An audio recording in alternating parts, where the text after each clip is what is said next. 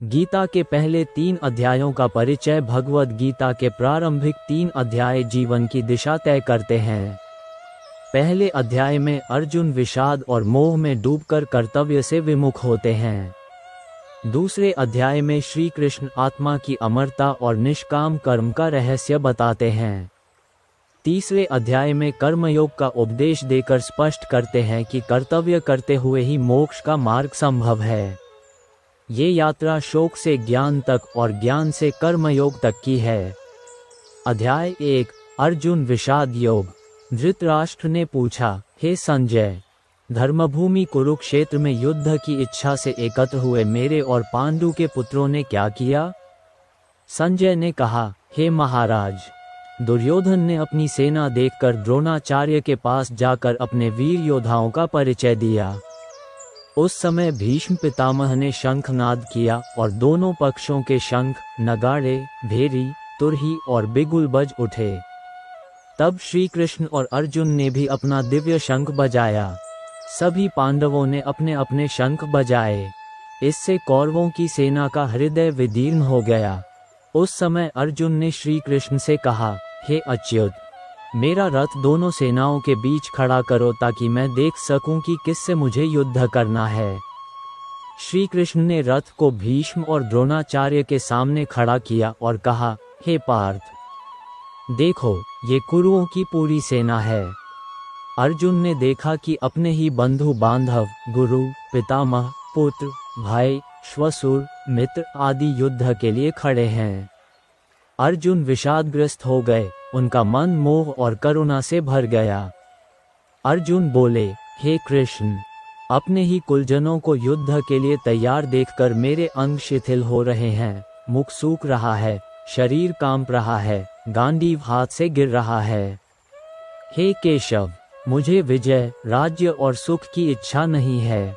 हमें राज्य से क्या लाभ जब अपने ही कुटुंबजन युद्ध में मारे जाएंगे। कुटुंब का नाश होने से कुल धर्म नष्ट हो जाता है, अधर्म फैल जाता है। अधर्म से स्त्रियों का पतन होता है, जिससे वर्ण संकर उत्पन्न होता है। ऐसा पाप हम क्यों करें? मुझे अपने ही गुरुओं और बंधुओं को मारकर राज्य नहीं चाहिए। अर्जुन बोले, हे जनार्दन, मैं युद्ध नहीं करूंगा। कहकर अर्जुन ने शोकग्रस्त होकर रथ में धनुष बाण रख दिए और बैठ गए। अध्याय 2 सांख्य योग। संजय उवाच, तन तथा कृपया विष्टमश्रुपूर्णाकुलेक्षणम विषीदंतमिदं वाक्यमुवाच मधुसूदनः। वन भावार्थ। संजय बोले, उस समय करुणा से अभिभूत, आंसुओं से भरी आंखों वाले शोकग्रस्त अर्जुन से श्री कृष्ण ने ये वचन कहे। श्री भगवान उवाच, कुत्स्त्वा कश्मलमिदं विषमे समुपस्थितम् अनार्यजुष्टं स्वर्ग्यं कीर्तिकर्मर्जुन। 2 भावार्थ। भगवान श्री कृष्ण ने कहा, हे अर्जुन, तुझ पर यह मोह कहाँ से आया? यह आर्य पुरुष के योग्य नहीं है। इससे स्वर्ग की प्राप्ति नहीं होती और कीर्ति का नाश होता है।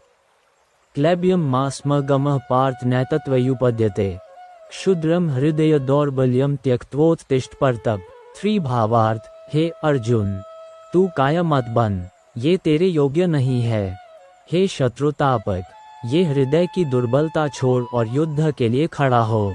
अर्जुन उवाच, कथ भीष्मः संख्ये द्रोण च मधुसूदन इषुभिः प्रतियोत्स्यामि पूजाहावृसूदन।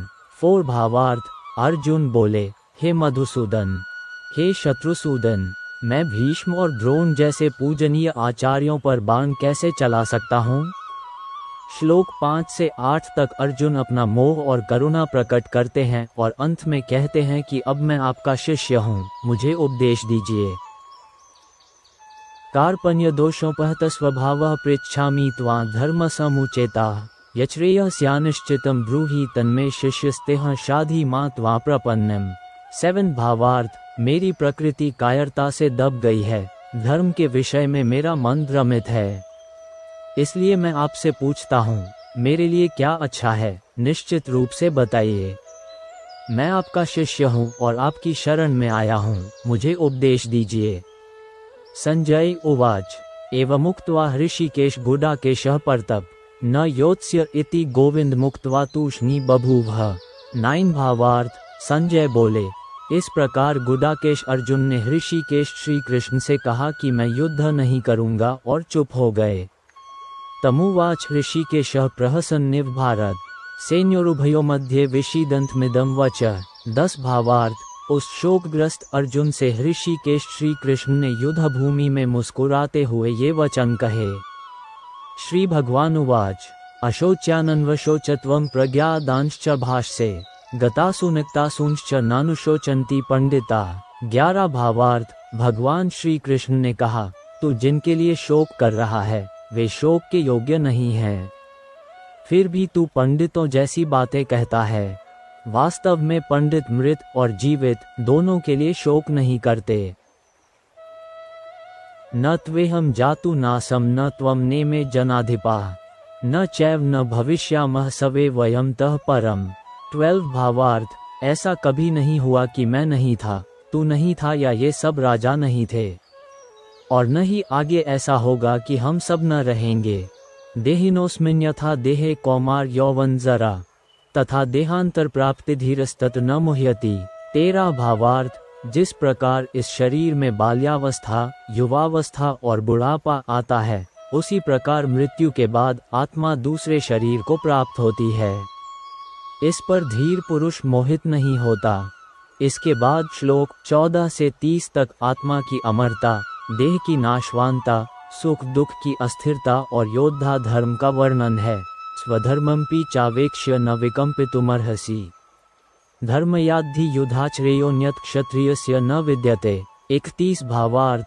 अपने क्षत्रिय धर्म को देखकर तू विचलित नहीं होना चाहिए, क्योंकि क्षत्रिय के लिए धर्मयुक्त युद्ध से बढ़कर कोई कल्याणकारी कर्तव्य नहीं है। श्लोक 32 से 38 तक युद्ध से विजय या स्वर्ग दोनों ही अर्जुन के लिए लाभकारी बताए गए। सुख दुखे समे कृत्वा लाभालाभो जया जयो ततो युद्धाय युज्यस्व नैवं पापं वाप्स्यसि। 38 भावार्थ। सुख दुख, लाभ हानि, विजय पराजय को समान समझकर युद्ध कर। इस प्रकार करने से तू पाप को नहीं प्राप्त होगा। कर्मण्येवाधिकारस्ते मा फलेषु कदाचन माँ कर्मफल हेतुर्भूर्मा ते संगोस्व कर्मणि। 47 भावार्थ। तेरा अधिकार केवल कर्म करने में है, फलों में कभी नहीं। तू कर्मफल का हेतु मत बन और अकर्मण्यता में भी आसक्त मत हो।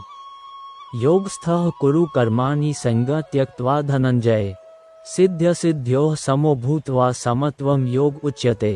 48 भावार्थ। हे धनंजय, आसक्ति छोड़कर योग युक्त होकर कर्म कर। सिद्धि असिद्धि में समान रहना ही योग कहलाता है। श्लोक 54 से 72 तक स्थित प्रज्ञ पुरुष के लक्षण, उनकी स्थिर बुद्धि और आत्मसंयम का वर्णन है। स्थित प्रज्ञस्य का भाषा समाधिस्थस्य केशव स्थिति किन प्रभाषेत किमासीत व्रजित किम। 54 भावार्थ। अर्जुन ने पूछा, हे केशव, स्थित प्रज्ञ पुरुष की भाषा, लक्षण क्या है? वह कैसे बोलता है, कैसे बैठता है और कैसे चलता है? प्रजाति यदा कामान सर्वान पार्थ मनोगतान आत्मनेवात्मना तुष्टः स्थित प्रज्ञस्तदोच्यते। 55 भावार्थ। जब मनुष्य मन में उत्पन्न सभी कामनाओं का त्याग कर देता है और आत्मा में ही तृप्त रहता है, तब वह स्थित प्रज्ञ कहलाता है। अंत तक श्लोक 72 स्थित प्रज्ञ पुरुष मोक्ष प्राप्त। श्लोक 39 से 53 तक सांख्य और योग, निष्काम कर्म, कर्मयोग का उपदेश करता है। अश ब्राह्मी स्थितिः पार्थ नैना प्राप्य विमुह्यति स्थित्वा स्यान्तकालेपि ब्रह्मनिर्वाणं रक्षति। 72 भावार्थ। हे पार्थ, ये ब्राह्मी स्थिति है, इसे प्राप्त होकर मनुष्य कभी मोहित नहीं होता और मृत्यु के समय भी इसमें स्थित रहकर ब्रह्मनिर्वाण को प्राप्त होता है। अर्जुन उवाच जायसी चेत कर्मणस्ते मता बुद्धिर्जनार्दन तत्की कर्मणि घोरे मां नियोजसी केशव। 1 भावार्थ। अर्जुन बोले, हे जनार्दन, यदि आपकी दृष्टि में ज्ञान, बुद्धि, कर्म से श्रेष्ठ है तो फिर मुझे भयानक कर्म, युद्ध के लिए क्यों प्रेरित कर रहे हैं, हे केशव? व्यामिश्रेणे वाक्येन बुद्धिम मोहयसीव में तदैकम वद निश्चित्य यान श्रयो। 2 भावार्थ। आप मिश्रित वचनों से मेरी बुद्धि को भ्रमित कर रहे हैं। कृपया निश्चित रूप से वही एक मार्ग बताइए जिससे मुझे परम कल्याण प्राप्त हो। श्री भगवानुवाच लोकेस्मिद्विविधा निष्ठा पुरा प्रोक्ता मयांग ज्ञानयोगेन सांख्याना कर्मयोगेन योगिनम। 3 भावार्थ। श्री भगवान ने कहा, हे निष्पाप अर्जुन, मैंने पहले ही कहा था कि इस संसार में मनुष्यों के लिए 2 प्रकार की साधना है, सांख्य योगियों के लिए ज्ञान योग और कर्मयोगियों के लिए कर्मयोग। न कर्मणाम नारंभान्यष्कर्मयं पुरुषोष्णुते न च संन्यसनादेव सिद्धिम समधिगच्छति। 4 भावार्थ। केवल कर्म का त्याग कर देने से मनुष्य निष्क्रियता को प्राप्त नहीं होता और न ही संन्यास लेने मात्र से सिद्धि प्राप्त करता है। न हि कश्चित् क्षणमपि जातु तिष्ठत्य कर्मकृत् कार्यते ह्यवशः कर्म सर्वः प्रकृतिजैर्गुणैः। 5 भावार्थ। कोई भी मनुष्य क्षण भर भी बिना कर्म किए नहीं रह सकता, क्योंकि प्रकृति के गुणों से प्रेरित होकर सबको कर्म करना ही पड़ता है। श्लोक 38 से 42 तक। कामना मनुष्य का शत्रु है जो ज्ञान को धंग देती है। एवमुद्धृत्य क पे ओ की मात्रा र आधा व य म कामरूपं दुरासदम् ज्ञान विज्ञान नाशन ज्ञात्वा शत्रुमः त्यज। 43 भावार्थ। हे कौरव श्रेष्ठ, इस कामरूप कठिन शत्रु को जो ज्ञान और विज्ञान का नाश करता है, तू जीत कर नष्ट कर। श्लोक 6 से 9 तक। केवल बाहरी संन्यास ढोंग है, वास्तव में यज्ञात कर्म ही श्रेष्ठ है। यज्ञाथाय कर्मणोऽन्यत्र लोकोऽयं कर्मबन्धनः तदर्थ कर्म कौन्तेय मुक्तसंगः समाचर। 9 भावार्थ।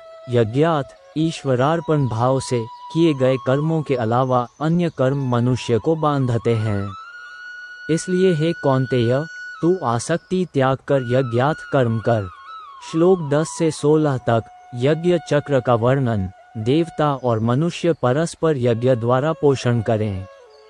एवं प्रवर्तितम चक्रम नानुवर्तयति यः अघायुरीन्द्रियारामो मोघम पार्थ स जीवति। 16 भावार्थ। जो इस यज्ञ चक्र का पालन नहीं करता और केवल इंद्रियों के भोग में ही लिप्त रहता है, वह पापमय जीवन जीता है और व्यर्थ जीता है। श्लोक 17 से 24 तक। कर्मयोगी का आचरण और लोक संग्रह का महत्व। श्री कृष्ण कहते हैं कि मैं भी लोक संग्रह हेतु कर्म करता हूँ। यदि यह न वर्तेयम जातु कर्मण्यतन्द्रितः मम वर्तमानुवर्तन्ते मनुष्याः पार्थ सर्वशः। 23 भावार्थ। यदि मैं कभी भी सावधानी पूर्वक कर्म न करूं तो हे पार्थ, सब मनुष्य मेरे मार्ग का अनुसरण करेंगे। श्लोक 25 से 35 तक। ज्ञानी और अज्ञानी के कर्म, आसक्ति का त्याग, अपना धर्म श्रेष्ठ है। श्रेयावधर्मो विगुणः परधर्मात् स्वनुष्ठितात् स्वधर्मे निधन श्रेयः परधर्मो भयावहः। 35 भावार्थ। अपने धर्म का पालन करना, चाहे वह गुणहीन ही क्यों न हो, परधर्म से श्रेष्ठ है। अपने धर्म में मरना भी अच्छा है, परधर्म भय उत्पन्न करता है। अर्जुन उवाच अथ केन प्रयुक्तोऽयं पाप चरति पुरुषः अनिच्छन्नपि वार्ष्णेय बलादिव नियोजितः। 36 भावार्थ। अर्जुन बोले, हे वार्ष्णेय, मनुष्य अनिच्छा होते हुए भी किसके द्वारा पाप करने को बाध्य होता है, मानो बलात् खींचकर।